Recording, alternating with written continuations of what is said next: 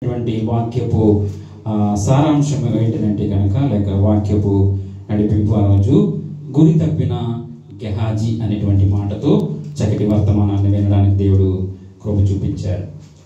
దేవుని యొక్క సన్నిధిలో, దేవుని యొక్క మందిరంలో కానీ, దైవజనుల చింత కానీ, ఆత్మీయుల చింత కానీ ఏ విధముగా ఒక యథార్థముగా కొనసాగాలి, ఏ విధంగా మనము ఆర్థిక పరిస్థితుల్లో కానీ లేక కుటుంబ పరిస్థితుల్లో కానీ ఏ విధంగా పడిపోకుండా నిలవబడగలగాలి అనేటువంటి చాలా కోణాలలో కొన్ని చక్కటి మాటలు వినడానికి దేవుడు కృప చూపించారు. హల్లెలూయా, హల్లెలూయా.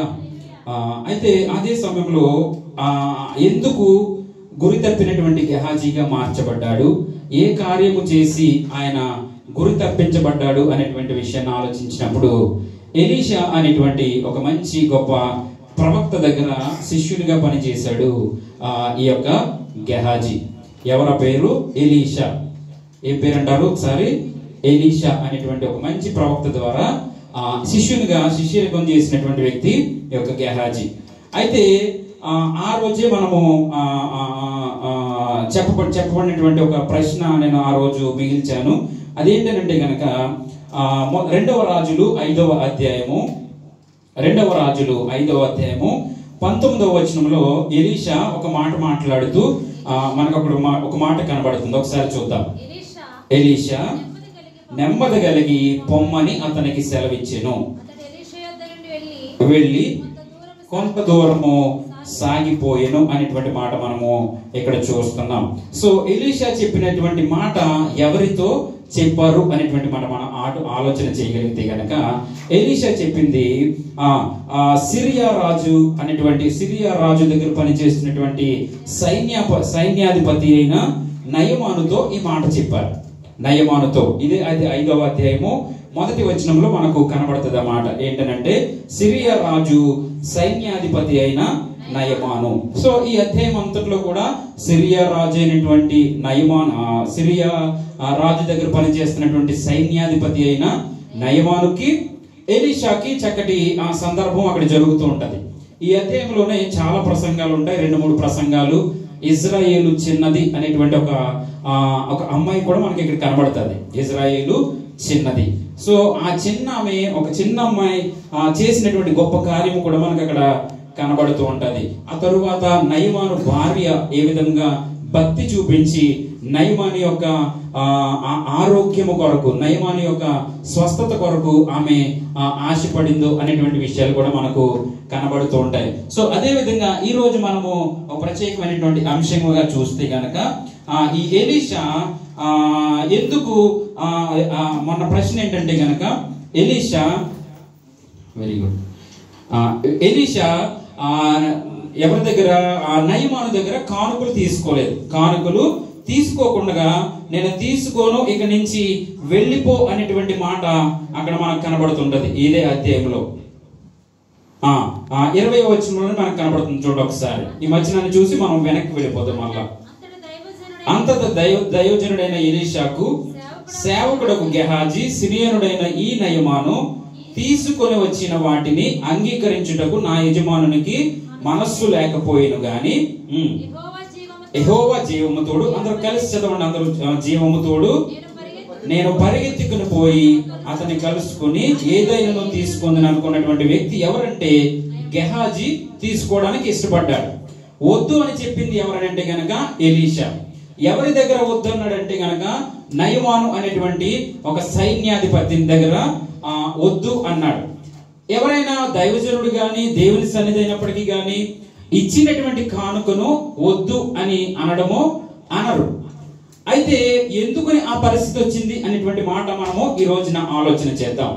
ఏంటి ఈ రోజున మన యొక్క వాక్యాంశము ప్రశ్న ఏంటంటే గనక గెహాజీ తీసుకోవాల్సినటువంటి కానుకలు ఎందుకు తీసుకోలేదు? హల్లెలూయా, హల్లెలూయా. సో దానికి జవాబు ఏంటి అనేటువంటి ఒక కోణంలో మనము వాక్యాన్ని ఆలోచన చేద్దాం. గెహాజీ మనసు ఏ విధంగా ఉంది? ఎలీషా మనసు ఏ విధంగా ఉంది? నయమాను మనసు ఏ విధంగా ఉంది? ఇస్తున్నటువంటి వాడు, పుచ్చుకుంటున్నటువంటి వ్యక్తి, మధ్యలో వచ్చి అన్యాయముగా తీసుకున్నటువంటి వ్యక్తి. సో ఇన్ని రకాల క్యారెక్టర్స్ లేకపోతే విషయాలు మనకి ఇక్కడ కనబడుతూ ఉంటాయి. చాలా సందర్భాల్లో మన దగ్గర కూడా మన మధ్యలో జరుగుతున్నటువంటి పరిస్థితులు, ఒకరు ఇస్తారు, ఇంకొకరు తీసుకుంటారు. లేదు వారికి ఇవ్వద్దు అని ఆపేసేవారు ఇంకో ప్రక్కన ఉంటూ ఉంటారు. సో ఇట్లాంటి పరిస్థితులు మనకు కూడా మన మధ్యలో జరుగుతూ ఉంటూ ఉంటాయి. అయితే నేనైతే మరలా మీకు బాగా హృదయాల్లోకి వెళ్ళాలని నేను రెండోసారి మూడోసారి ఈ మాటను నేను రిపీట్ చేస్తున్నాను. తీసుకునేది ఎవరు, ఇచ్చేది ఎవరు, మధ్యలో వచ్చి అన్యాయంగా తీసుకున్నది ఎవరు? మధ్యలో వచ్చి అన్యాయంగా తీసుకున్నాడు అనేటువంటి వ్యక్తి ప్రసంగాన్ని నేను గతించిన వారంలోనే నేను ప్రకటించాను. అన్యాయంగా తీసుకున్నటువంటి వద్దు అన్నటువంటి సొమ్మును తీసుకున్నటువంటి వ్యక్తి గెహాజీగా మనకున్నాడు. ఆ న్యాయాన్ని కోల్పోయి ఆ గురి తప్పినటువంటి వ్యక్తిగా మనకు గెహాజీ కనపడుతున్నాడు. సో ఆ గెహాజీని అలా ఉంచితే గనక ఇక్కడ తీసుకోవద్దు అన్నాడు కదా. ఆ తరువాత ఒక్కసారి మనం ముందుకు వెళితే గనక 23వ వచనంలో మనకు కనబడుతుంది, అందుకు నయమాను రెట్టింపు వెండి తీసుకొనమని బతిమాలి 2 సంచులలో 4 మణుగుల వెండి కట్టి 2 దుస్తుల బట్టలనిచ్చి తన పనివారిలో 2 మీద వాటిని వేయగా అనేటువంటి మాట.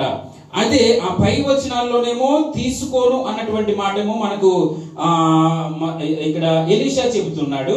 అయితే ఇక గెహాజీ వచ్చి కొంత దూరం వెళ్ళిపోయినటువంటి రథము మీద వెళ్ళిపోయినటువంటి వ్యక్తి దగ్గరికి వెళ్ళి తీసుకోవడానికి ఇష్టపడినటువంటి గెహాజీతో నయమాను చెప్తున్నటువంటి మాట ఏంటంటే గనక నేను రెండంతల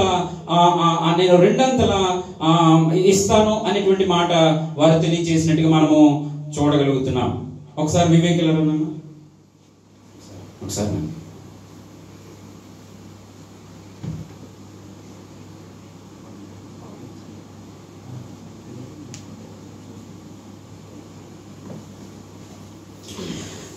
సో ఈ నయమాను లేకపోతే ఈ ముగ్గురు విషయాల్లో మనం ఒకసారి ఆలోచన చేస్తున్నాం. సో ఈ యొక్క ఎలీషా ఎందుకు తీసుకోవద్దు అన్నాడంటే గనక దేవుని పరిచర్య చేస్తున్నటువంటి వారు, దేవునిలో ముందుకు వెళుతున్నటువంటి వారు ఏమాత్రమో కూడా ధనము పైన గాని లేకపోతే ఇహలోక సంబంధమైనటువంటి పరిస్థితుల పైన కూడా ఏమి ఆలోచన చేయరు.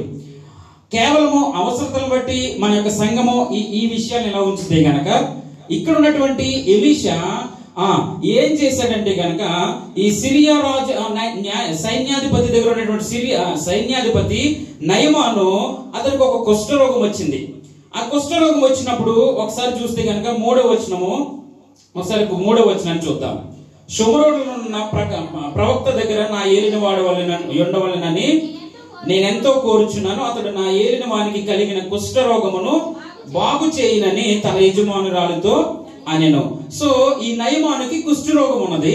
ఈ కుష్ఠరోగం తగ్గిపోవాలంటే ఎవరి దగ్గరికి వెళ్ళాలంటే దేవుని దగ్గరికి వెళ్ళాలి, దైవజనుని దగ్గరికి వెళ్ళాలి. వెళ్ళాల్సినటువంటి టైంలోనే ఒక సమాచారం వచ్చింది. ఆ సమాచారం తీసుకుని ఈ యొక్క దైవజనుడి దగ్గరికి వెళ్ళడానికి సిద్ధపడ్డాడు.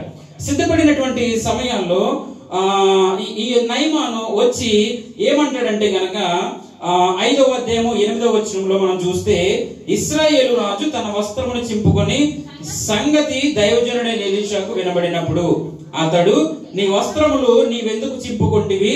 ఇశ్రాయేలులో ప్రవక్త ఒకడు ఉన్నాడని అతనికి తెలియచేయబడినట్లు అతనికి నా యొద్దకు రానిమ్మని తెలియజేసినటువంటి పరిస్థితి ఇక్కడ. సో ఈ సమాచారం ఎక్కడికి వెళ్ళిందంటే కనుక ఇశ్రాయేలు దగ్గరికి వెళ్ళింది. సిరియాదారు రాజు దగ్గర నుండి ఇశ్రాయేలు రాజు దగ్గరికి వెళ్ళింది. ఏమని అంటే గనక పలానా నా యొక్క సైన్యాధిపతికి కుష్ఠరోగం ఉన్నది, కాబట్టి నీ దగ్గర ఉన్నటువంటి ప్రవక్త దానిని బాగు చేయగలడు, కాబట్టి ఆ ప్రవక్తను బాగు చేయమని చెప్పు అనేటువంటి మాటను ఆ రాజు నుంచి ఈ రాజు వరకు సమాచారం వచ్చింది. అయితే ఈ రాజేమో ఇదేంటిది, నేనెక్కడ స్వస్థపరచగలను, నేనెక్కడ అతన్ని బాగుపరచగలను, అయితే ఇది నాతోటి ఆ రాజు నాతోటి కయ్యానికి దిగడానికి చేస్తున్నాడు అనేటువంటి ఆలోచనతో ఇక్కడ ఎలీషా ఏమంటాడంటే 10వ వచనంలో, ఎలీషా నువ్వు యోర్దాను నదికి పోయి 7 మార్లు స్నానము, అంటే 9వ వచనంలో చూస్తే నయమాను గుర్రములతో రథములతో వచ్చి ఎలీషా ఇంటి ద్వారము ముందర నిలిచి ఉండగా, అయితే ఇట్లాగా తగ్గుతుంది, లేకపోతే ఆయన ప్రవక్త కాబట్టి ఆయన స్వస్థపరుస్తాడు అనేటువంటి మాటను బట్టి ఈ నయమాను ఎలీషా దగ్గరికి వచ్చినటువంటి సందర్భం ఇక్కడ మనకు కనబడుతుంది. అయితే ఈ యొక్క నయమాను ఏం చేశాడంటే 11వ వచనంలో ఇదే కీవర్డ్స్ ఇదే ఈ యొక్క ప్రసంగానికి కీవర్డ్స్ గా ఒకసారి చూద్దాం.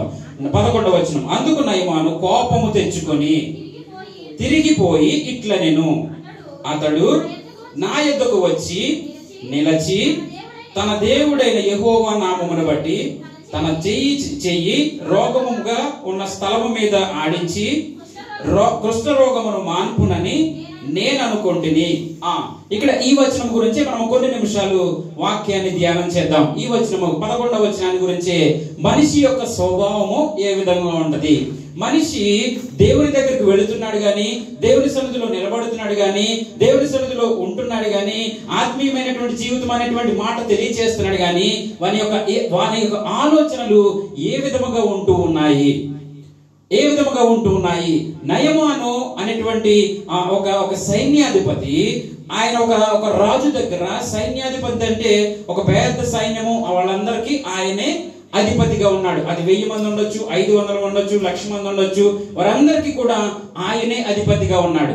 అధిపతిగా ఉన్నటువంటి ఆయన చెబుతున్న ఆయనకు ఒక కుష్ఠరోగం వచ్చినప్పుడు, సాధారణంగా వస్తే గనక ఇప్పుడు మన భారతదేశమైనా లేకపోతే ఇజ్రాయెల్ దేశమైనా ఏ దేశమైనప్పటికీ కూడా రాజ్యాలను పరిపాలించేటువంటి రాజులు ఉంటూ ఉంటారు.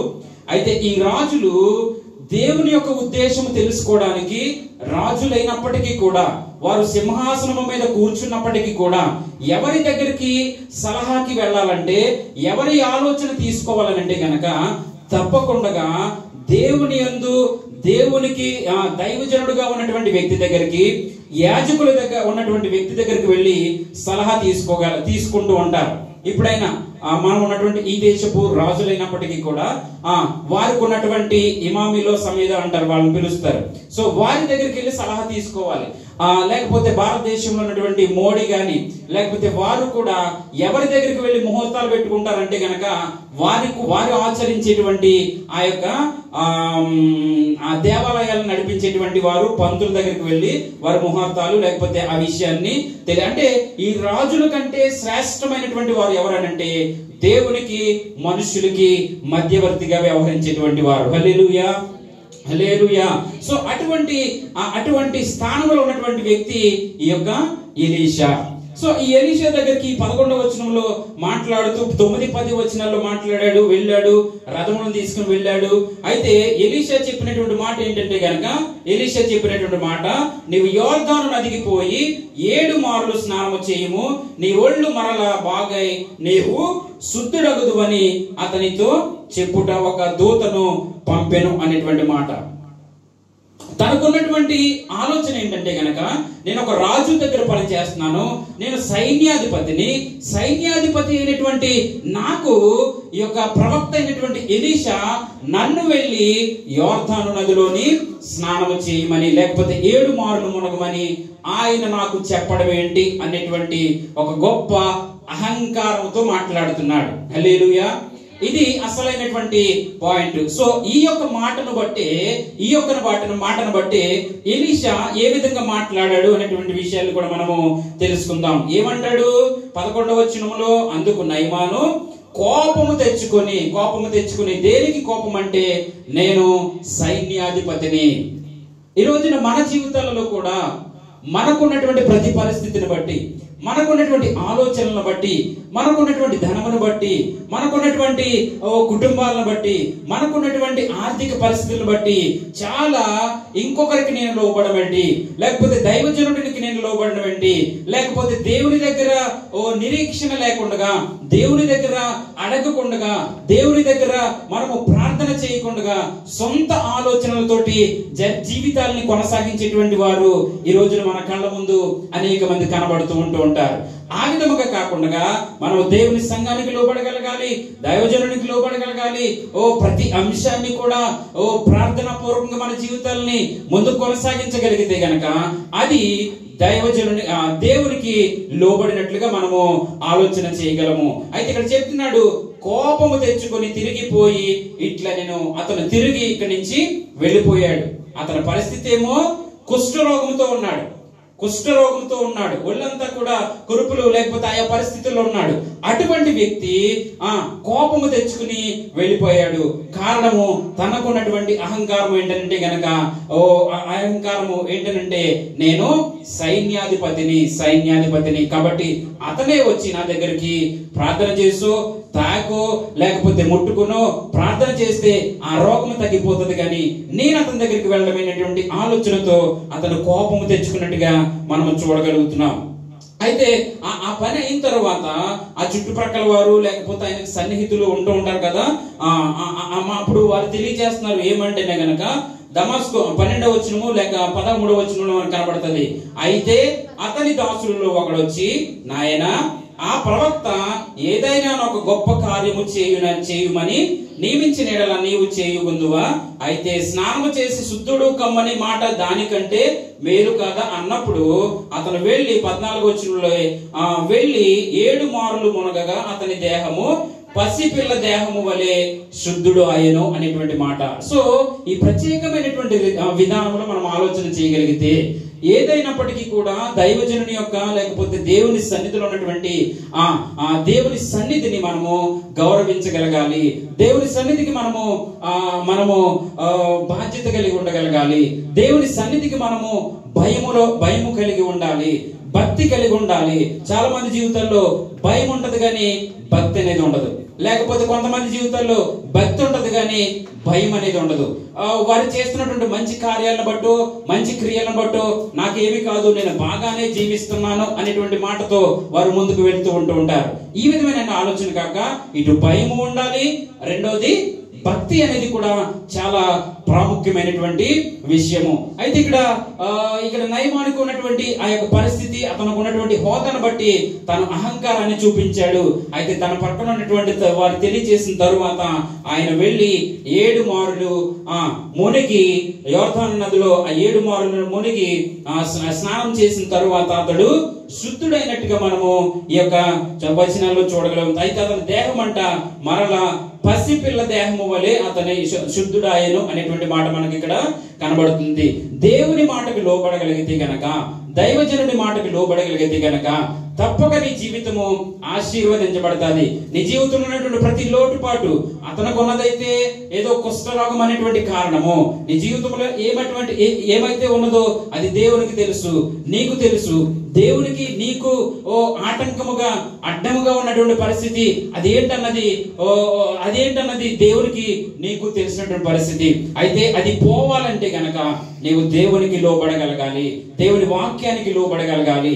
అప్పుడు నీ జీవితము లేకపోతే నీ హృదయము, నీ దేహము లేకపోతే నీ జీవితంలో ఉన్నటువంటి ఆ సమస్య పసిపిల్ల దేహము వలె ఎలా మార్చబడిందో అట్టి రీతిలో నీ జీవితము కూడా మార్చబడతాది. హల్లెలూయా, హల్లెలూయా. సో ఈ విధంగా మార్చబడాలంటే మనము దేవుని సన్నిధికి లోబడాల్సినటువంటి వారమై ఉన్నాము. ఇంకా ముందుకు వెళితే గనక ఈ కారణాన్ని బట్టి ఇంకా ముందుకు వెళితే గనక అతడు చూపించినటువంటి అహంకార పూరితమైనటువంటి నేను దేశానికి సైన్యాధిపతి అనేటువంటి మాటను అతను చూపించిన విధానం బట్టి అతడు ఏం చేశాడంటే అతని దగ్గర ఉన్నటువంటి స్వస్థపరచబడిన తరువాత అతని దగ్గర కానుకలు ఏమి కూడా తీసుకోకుండా అతనిని అక్కడి నుంచి వెళ్ళిపోమని చెప్పినట్టు మన సందర్భం మనం చూస్తాం. 16వ వచనంలో చూస్తే ఎలీషా ఎవని సన్నిధిని నేను నిలబడి ఉన్నానో ఇశ్రాయేలు దేవుడైన యెహోవా జీవము తోడు నేనేమియు తీసుకొనను అని చెప్పాను. నయమాను అతనిని ఎంతో బ్రతిమాలినను అతను ఒప్పుకొనకపోయాను అనేటువంటి మాట చూస్తున్నారా. వాక్యము జరిగినటువంటి సందర్భాలు, వాటి నుంచి మనం నేర్చుకోవాల్సినటువంటి చక్కటి సంగతులు మనము ఆలోచన చేయగలిగితే గనక మనము దేవుని సన్నిధికి లోబడగలగాలి. దేవుని సన్నిధిలో మనము యథార్థత చూపించగలగాలి. దేవుని సన్నిధి యొక్క కార్యక్రమాలు గాని లేకపోతే ఆ యొక్క క్రమాలు గాని ఆయన కట్టడలు, ఆయన నీతి, యథార్థతలు మనము ఎప్పుడైతే అంగీకరిస్తామో, లోబడతామో మనం అంచెలంచులుగా ఆశీర్వదించబడతాము. హల్లెలూయా, హల్లెలూయా.